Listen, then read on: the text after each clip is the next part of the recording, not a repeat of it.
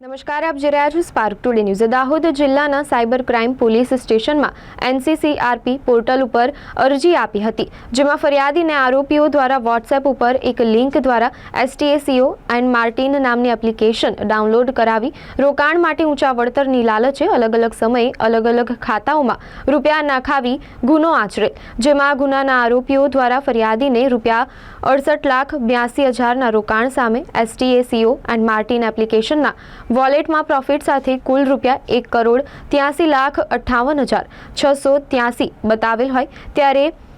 ત્યારબાદ ફરિયાદી દ્વારા રૂપિયા ઉપાડવા જતાં વધુ 40 લાખનું રોકાણ કરવા સારું જણાવેલ, જેથી ફરિયાદીને શક થયેલ કે મારી સાથે ફ્રોડ થયો છે, જેથી ફરિયાદીએ સાયબર ક્રાઇમ પોલીસ સ્ટેશનનો સંપર્ક કરતા સાયબર ક્રાઇમ પોલીસ સ્ટેશનના પોલીસ ઇન્સ્પેક્ટર DM ઢોલ તથા સ્ટાફના માણસોએ સદર ગુનાની ગંભીરતા સમજી ઝીણવટભરી રીતે ટેકનિકલ એનાલિસિસ કરી આ કામના આરોપીઓને સુરત ખાતેથી પકડી પાડવામાં સફળતા મળેલ છે।